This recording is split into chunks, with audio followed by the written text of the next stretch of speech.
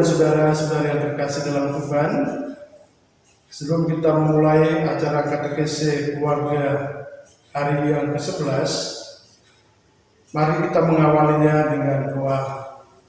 Dalam nama Bapa dan Putra dan Roh Kudus. Amin. Allah Bapa yang Maha Baik, Putramu Tuhan kami Yesus Kristus memulai karya pewartaannya ditandai dengan mujizat pertama dalam peristiwa perkawinan di Kana. Dia hadir tengah-tengah kegembiraan keluarga yang sedang merayakan pesta perkawinan. Dia berbagi sukacita dan kegembiraan dengan kedua mempelai dan keluarga besarnya, seperti halnya para tamu undangan lainnya. Ketika tuan rumah kehabisan anggur, hatinya tergerak untuk membantu mengatasi kesulitan tersebut. Mujizat dilakukannya dengan mengubah air menjadi anggur. Rasa khawatir dan cemas yang dialami oleh tuan rumah seketika hilang dan berubah menjadi sukacita. Kehadirannya di tengah-tengah keluarga membawa berkat yang melimpah. Dewasa ini, selama masa pandemi COVID-19, ada banyak keluarga-keluarga yang mengalami kekhawatiran dan kecemasan. Khawatir dan cemas karena tidak bisa bekerja mencari nafkah seperti sedia kala. Khawatir dan cemas karena belum menemukan pekerjaan yang baru. Khawatir dan cemas karena telah kehilangan pekerjaan. Khawatir dan cemas karena takut terpapar COVID-19.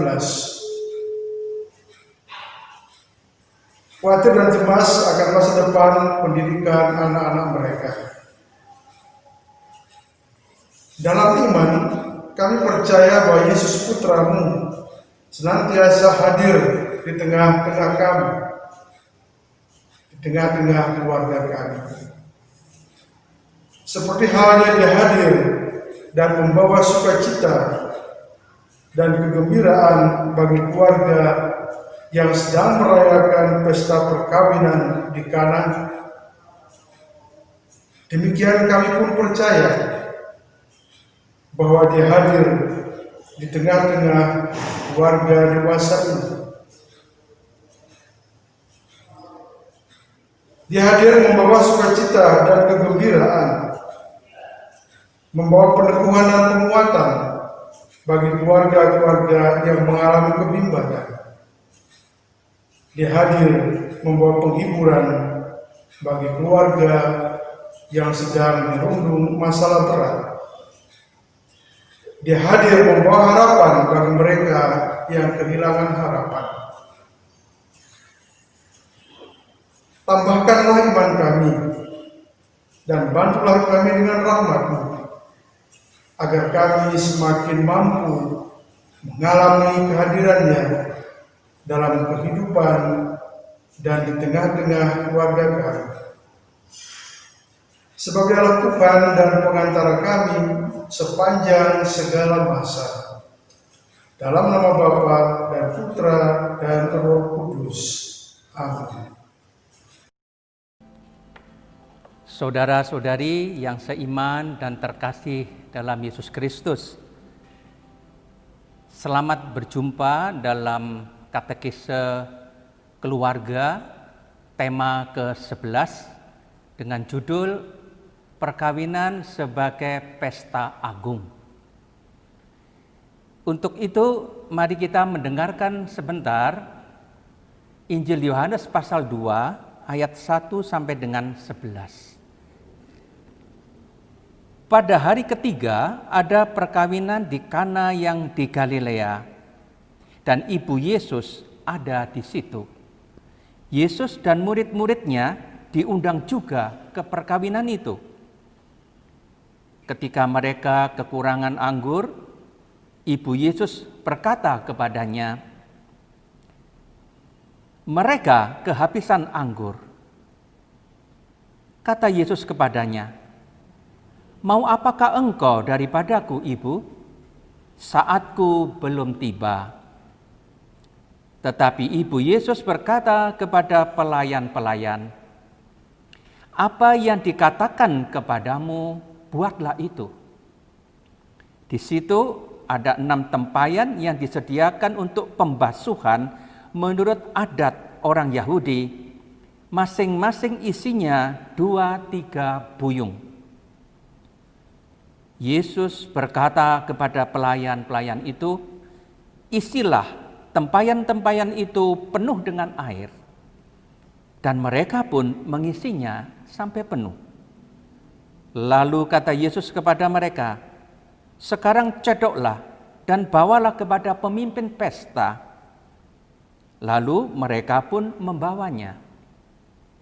Setelah pemimpin pesta itu mengecap air yang telah menjadi anggur itu, dan ia tidak tahu dari mana datangnya, tetapi pelayan-pelayan yang mencedok air itu mengetahuinya, ia memanggil mempelai laki-laki dan berkata kepadanya, "Setiap orang menghidangkan anggur yang baik dahulu, dan sesudah orang puas minum, barulah yang kurang baik. Tetapi engkau menyimpan anggur yang baik sampai sekarang." Hal itu dibuat Yesus di Kana yang di Galilea sebagai yang pertama dari tanda-tandanya, dan dengan itu ia telah menyatakan kemuliaannya, dan murid-muridnya percaya kepadanya. Demikianlah Injil Tuhan. Terpujilah Kristus.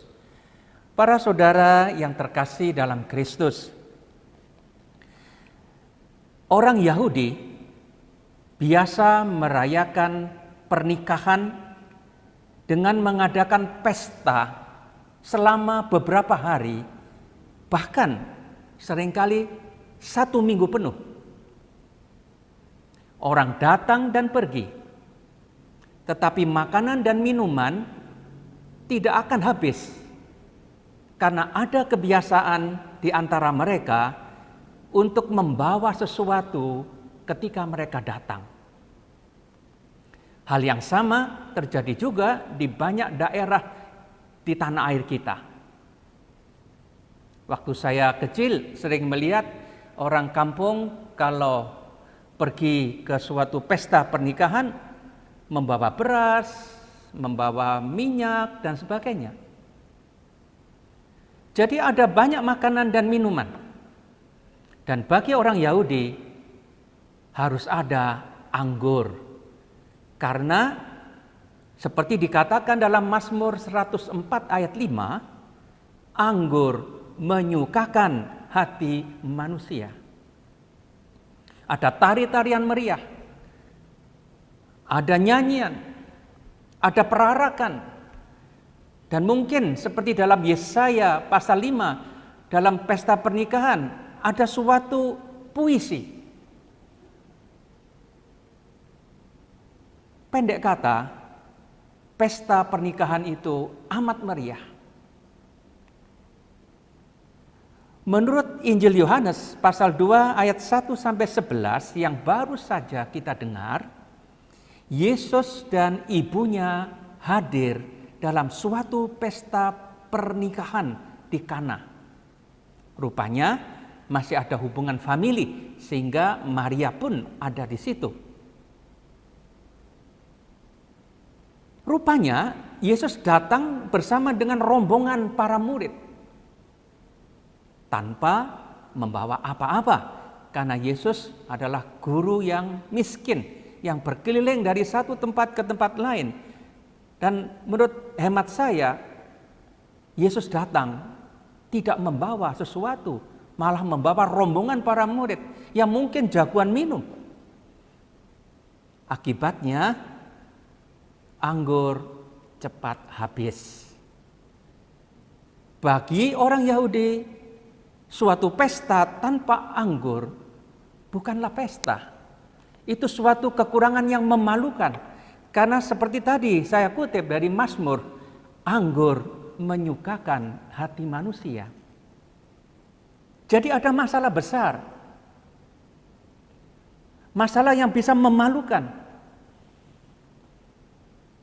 Karena itu Maria datang kepada Yesus. Dia pasti ada di dapur, karena sebagai sanak keluarga Maria membantu di dapur. Dan Maria memang mempunyai sifat sosial yang besar, mempunyai kepekaan untuk melihat kebutuhan orang lain.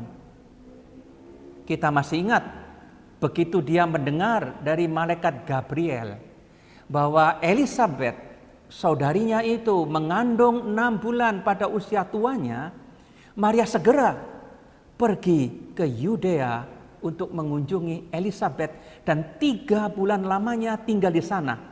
Jadi cocok 6 bulan kehamilan Elisabeth, Maria tinggal 3 bulan, berarti setelah melahirkan barulah Maria pulang.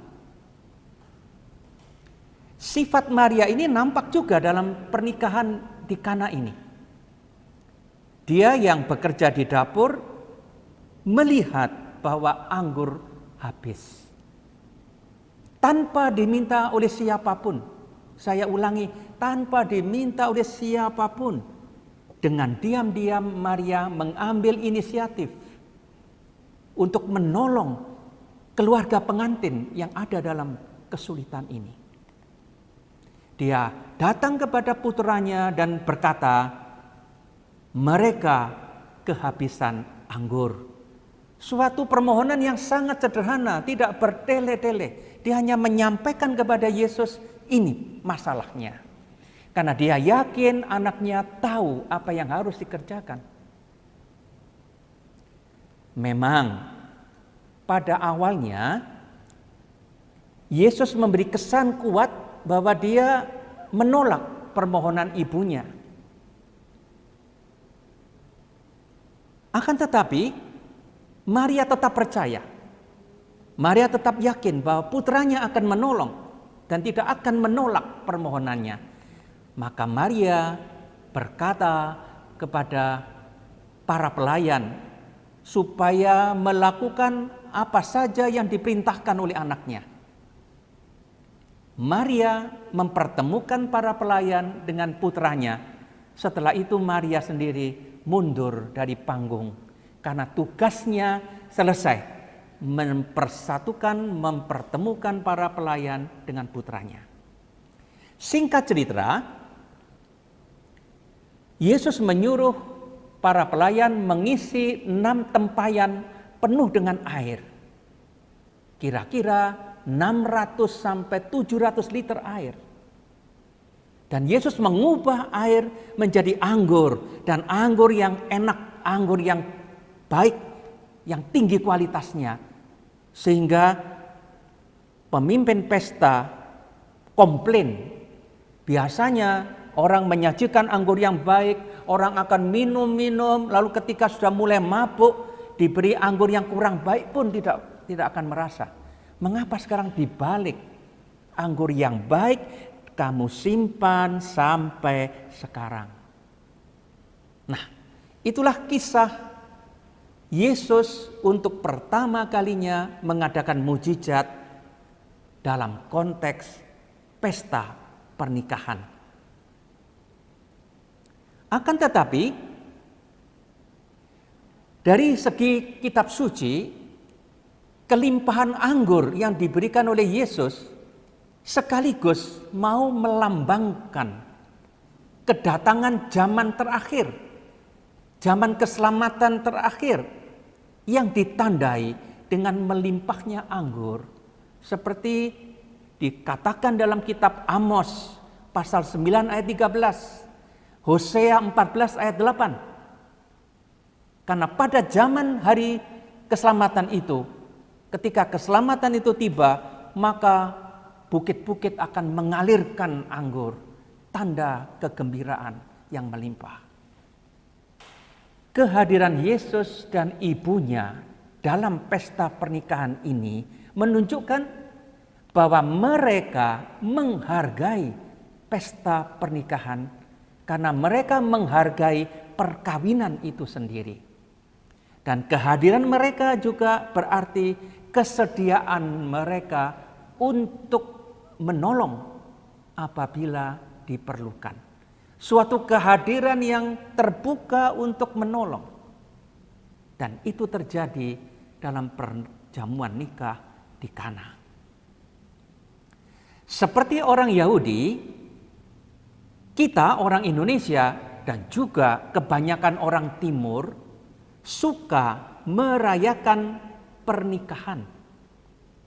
Bila perlu besar-besaran. Kalau kita mendengar orang-orang kaya kalau mengadakan pesta, entah berapa M dikeluarkan untuk merayakan satu perkawinan saja. Mengapa kita merayakan perkawinan dengan pesta, dengan makan minum, dengan nyanyian, tarian, dan lain-lain? Jawabannya sangat jelas.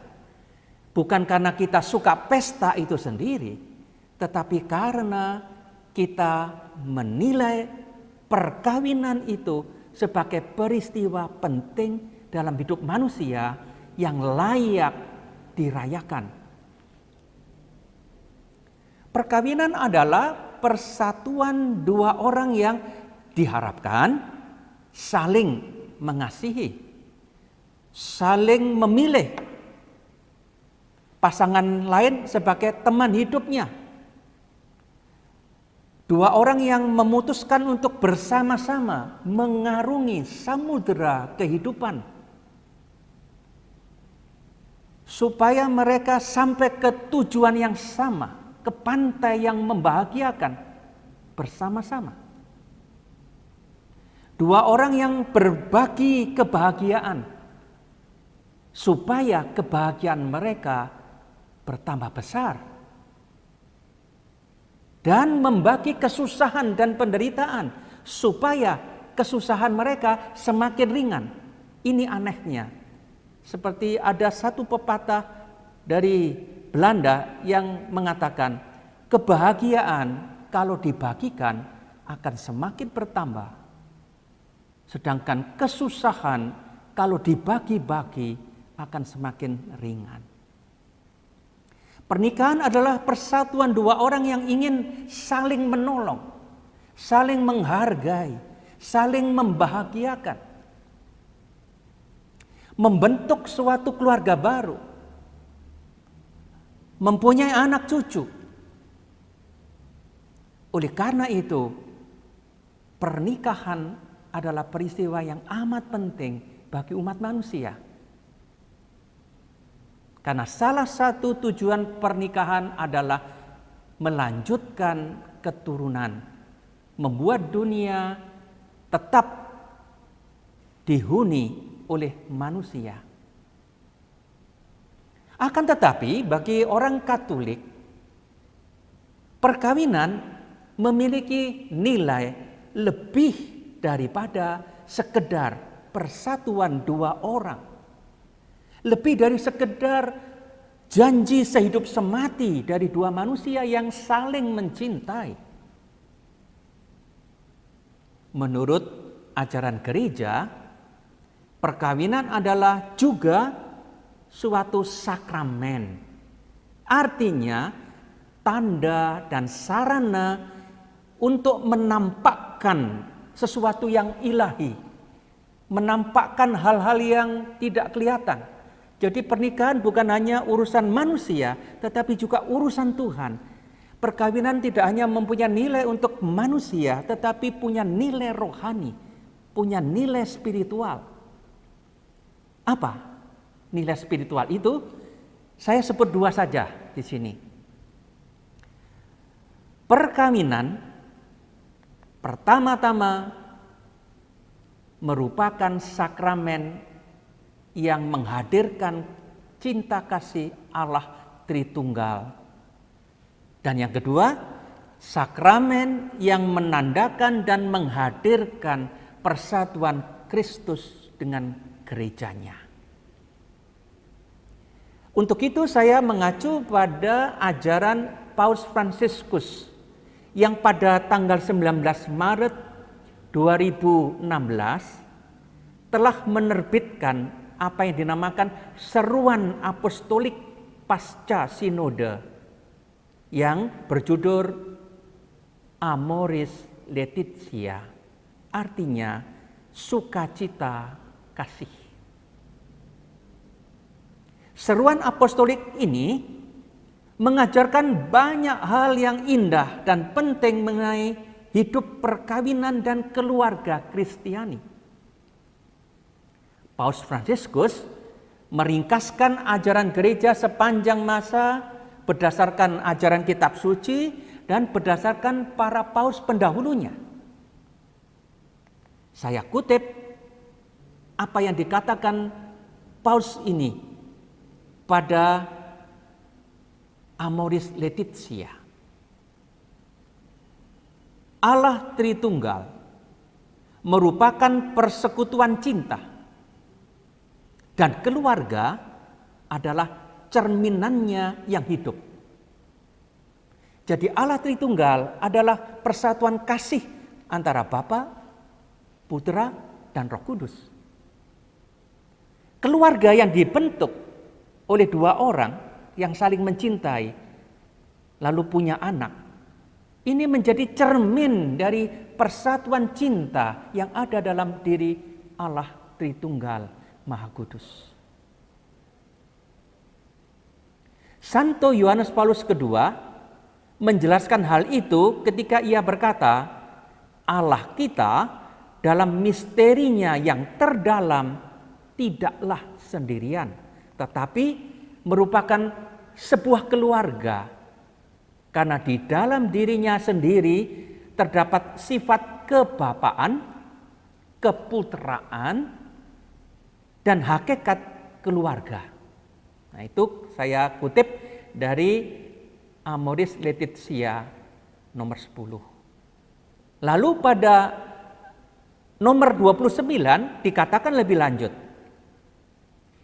kita harus merenungkan keluarga yang dipercayakan sabda Allah kepada laki-laki, perempuan, dan anak-anak, karena mereka membentuk persekutuan pribadi-pribadi yang menjadi gambaran kesatuan antara Bapa, Putra, dan Roh Kudus. Selanjutnya, perkawinan Kristiani adalah sakramen yang menampakkan persatuan Kristus dengan gereja.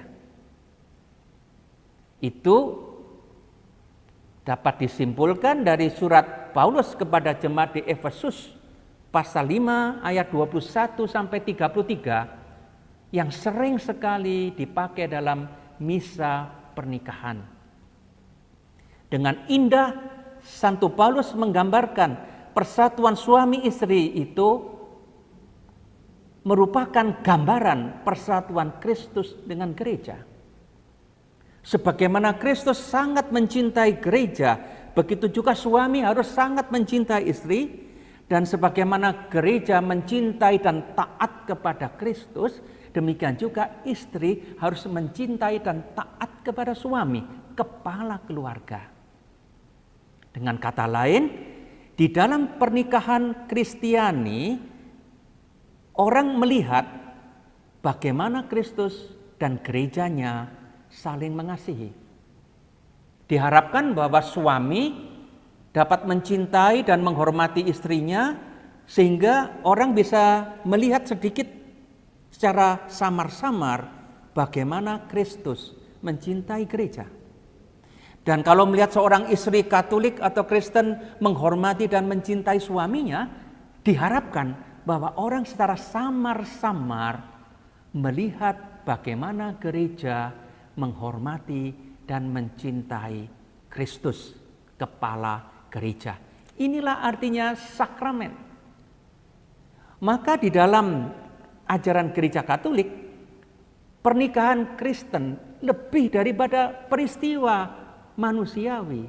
Ini bukan urusan dua orang yang saling mencintai. Ada Allah di situ, hadir.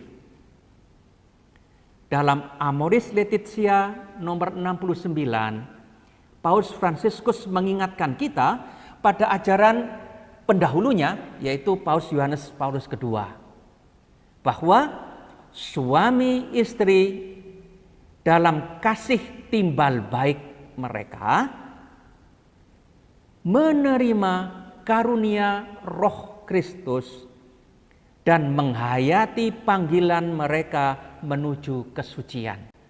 Jadi perkawinan adalah suatu peristiwa yang membuat masing-masing pasangan bisa menjadi suci kalau menghayati pernikahannya dengan baik. Juga dikatakan melalui gereja, perkawinan dan keluarga menerima rahmat Roh Kudus dari Kristus untuk menjadi saksi Injil kasih Allah.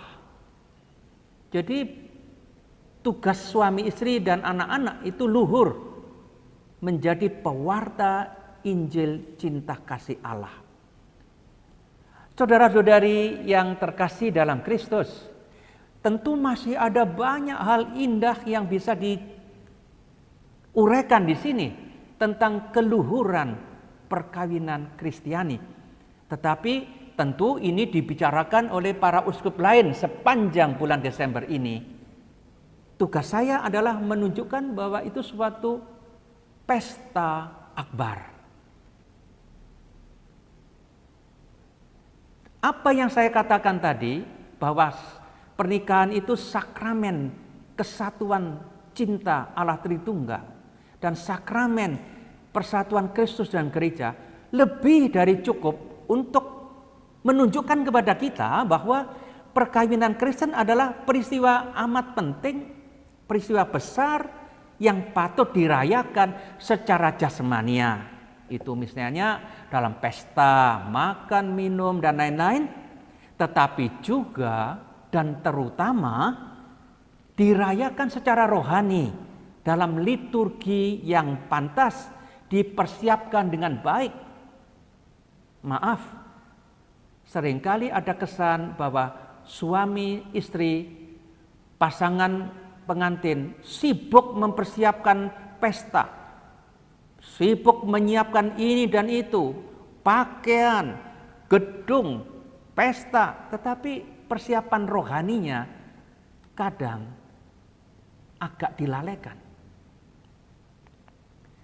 Luhurnya perkawinan membuat Yesus rela mengadakan mujizat pertamanya dalam konteks pesta pernikahan.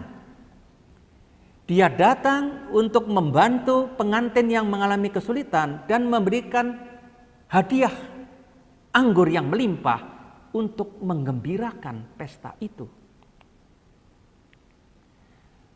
Kita sekarang masuk ke bagian kedua, kesulitan-kesulitan dalam hidup perkawinan. Perkawinan memang indah dan luhur, namun sayang, perkawinan tidak selalu berjalan dengan mulus. Euforia pesta perkawinan seringkali segera redup, disusul dengan kesulitan-kesulitan. Dalam kenyataannya, banyak perkawinan yang berakhir dengan perceraian. Bahkan sebelum genap berumur 2 tahun.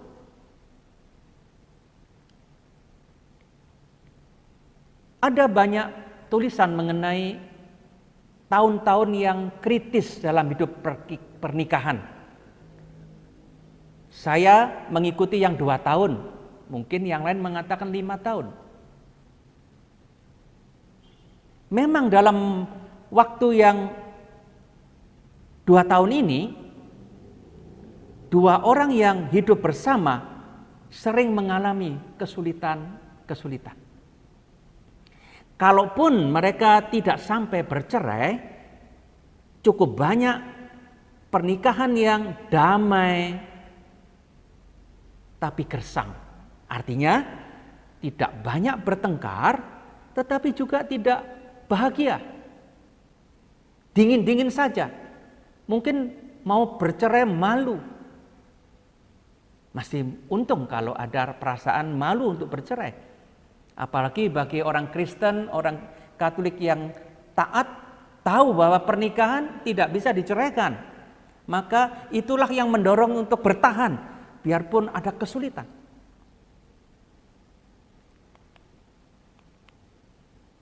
Ada banyak lelucon yang tidak bagus yang dibikin oleh orang-orang yang pesimis mengenai mungkinnya pernikahan yang bahagia.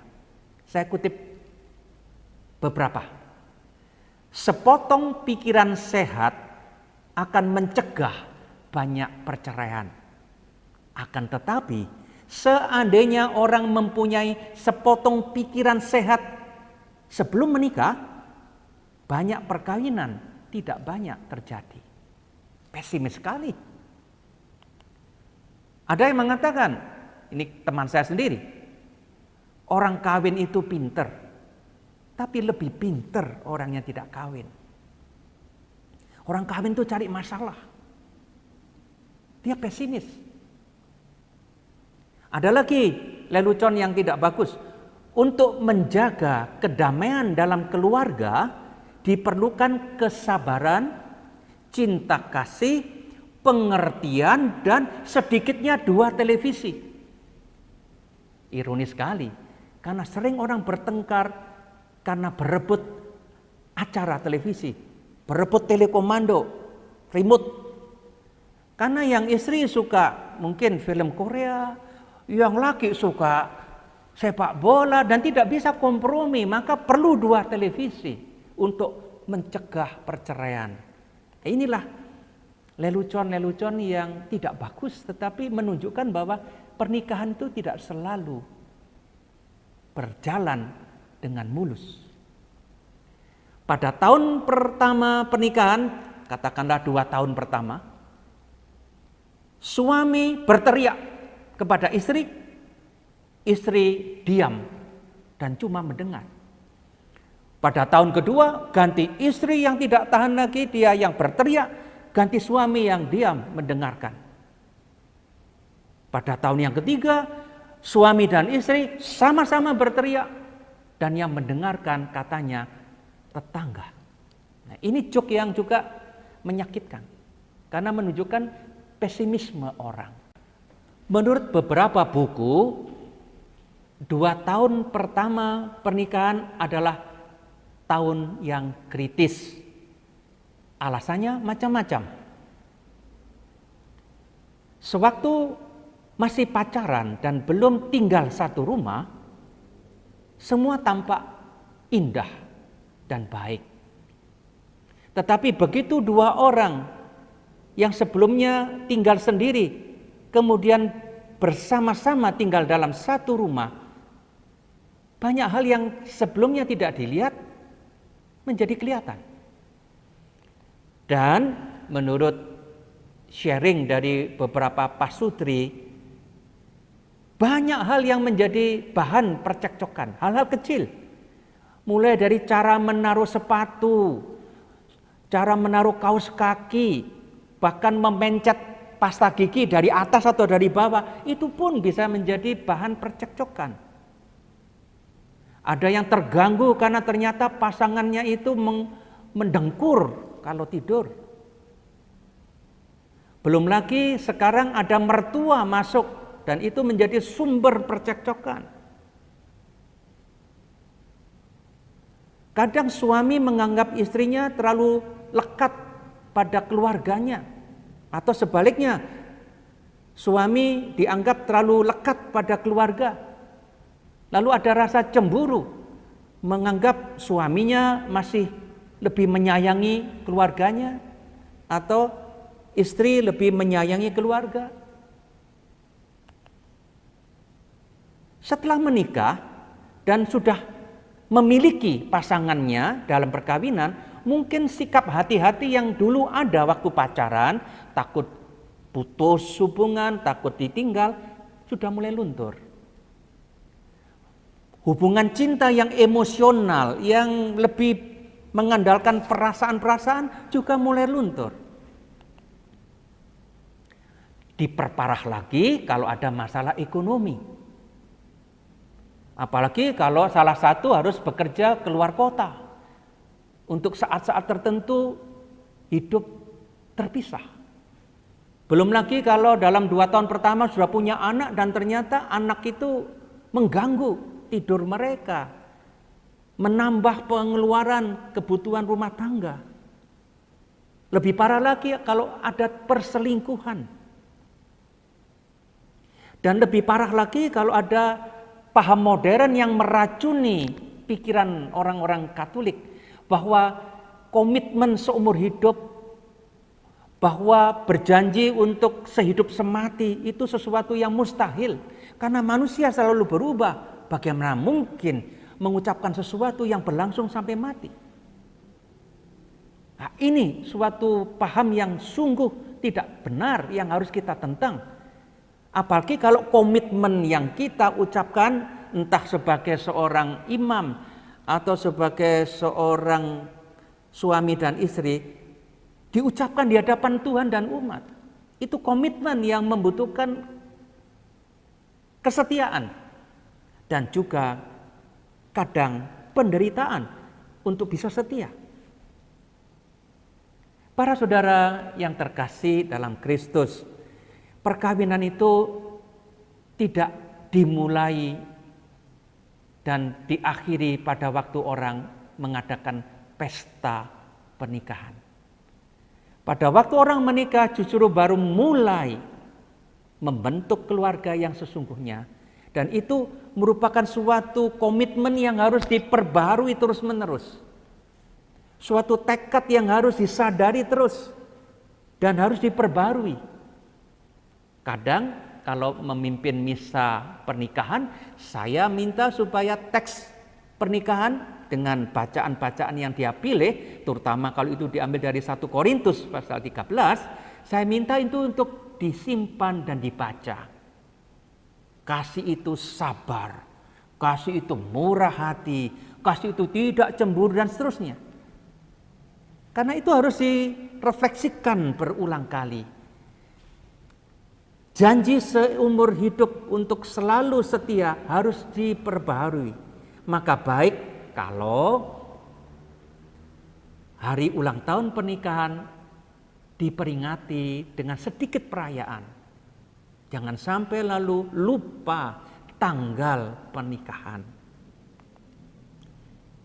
Orang harus berusaha belajar mencintai dan mencintai lebih dalam. Tapi itu tidak mudah. Mengapa? Karena meskipun suami dan istri bertekad untuk bersatu dan mengadakan suatu komitmen di hadapan Tuhan, mereka tetap dua pribadi yang unik. Memang mereka sudah bertemu dan dibentuk menjadi satu, kata Yesus, menjadi satu daging dan tidak boleh diceraikan. Memang idealnya kalau dalam perkawinan itu sekarang menjadi rumah kita, anak kita, karena dua pribadi sudah menjadi satu. Tetapi bagaimanapun juga suami dan istri tetap pribadi yang unik yang tidak bisa 100% lebur. Maka diperlukan usaha terus-menerus untuk menyesuaikan diri, untuk berkorban, untuk sabar, dan seperti dikatakan oleh Paus Fransiskus, perlu belajar mengampuni.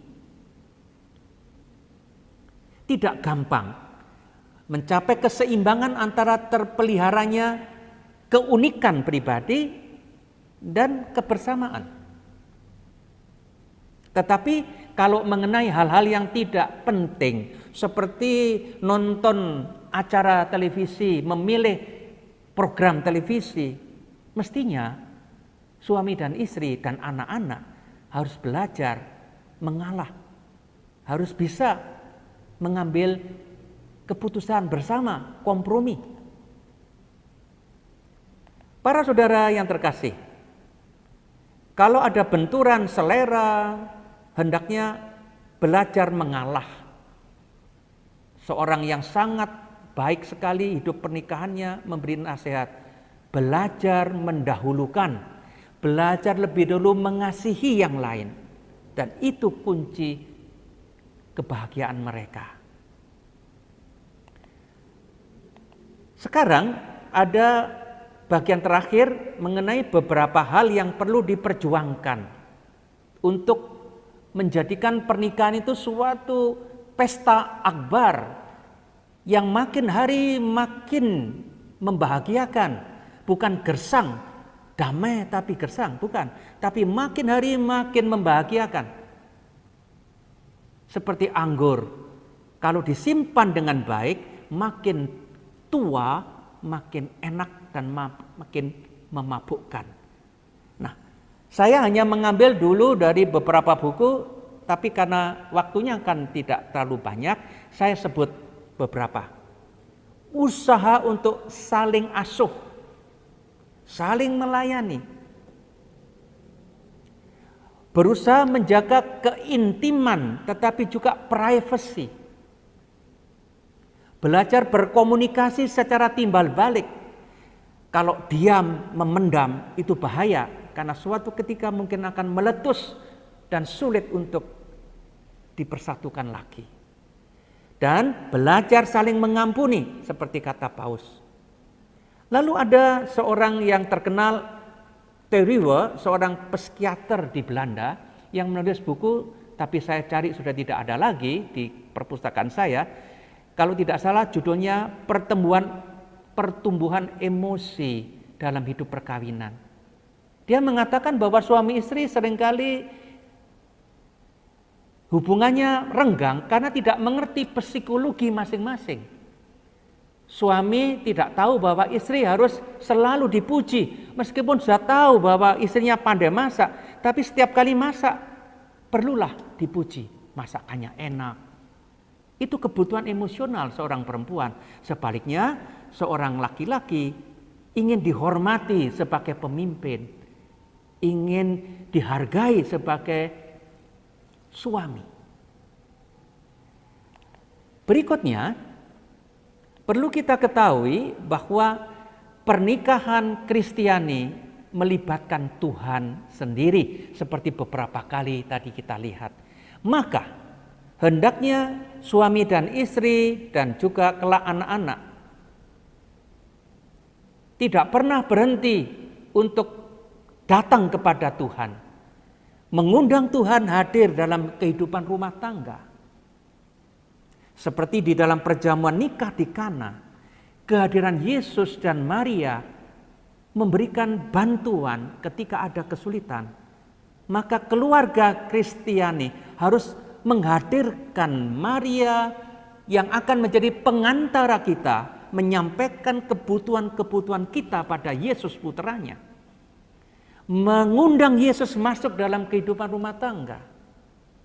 Dan kalau kehidupan rumah tangga digambarkan sebagai perjalanan dalam sebuah bahtera pernikahan menuju ke pantai yang sama, maka saya ingat pada peristiwa para murid Yesus yang ada dalam perahu dan tidak bisa maju karena angin sakal, angin ribut, tidak bisa sampai ke tujuan. Dan ketika Yesus waktu itu sedang berdoa di bukit, Yesus datang. Begitu Yesus dipersilahkan masuk ke dalam perahu mereka, dikatakan dalam Injil Yohanes pasal 6, mereka sampai ke tempat tujuan. Bahtera pernikahan yang mungkin dilanda oleh macam-macam masalah, ketika Yesus dipersilahkan masuk dalam bahtera itu, kita harapkan semua menjadi reda. Para saudara yang terkasih, Allah tidak menjanjikan suatu pernikahan yang selalu mulus, suatu samudera yang tanpa ombak, tanpa badai, suatu hari tanpa matahari atau mendung.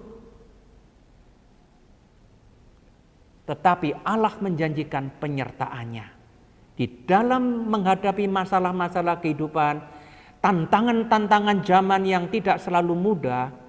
Tuhan perlu hadir untuk menolong.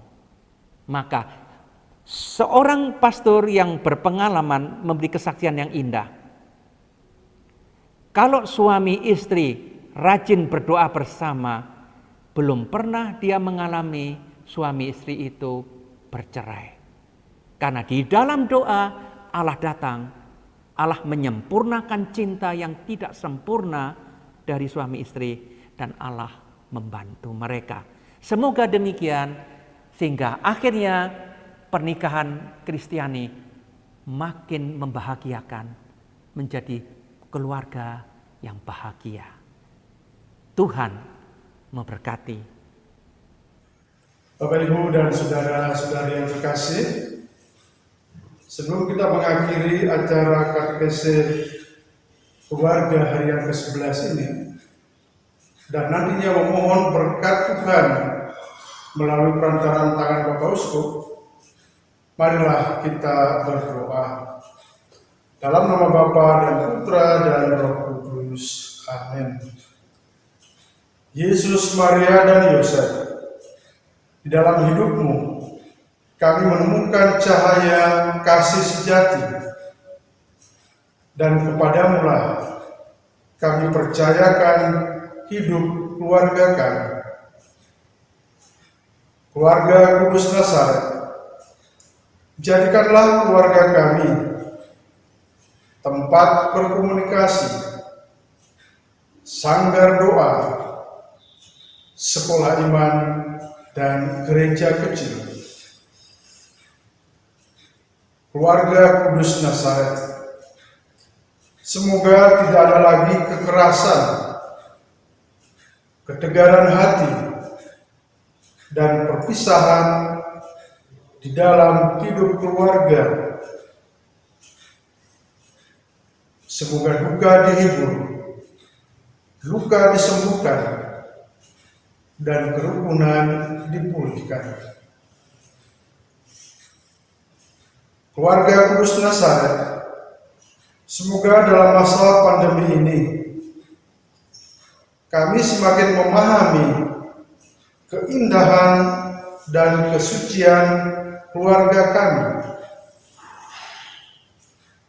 Semoga kami semakin mengenal rencana-rencanamu yang indah.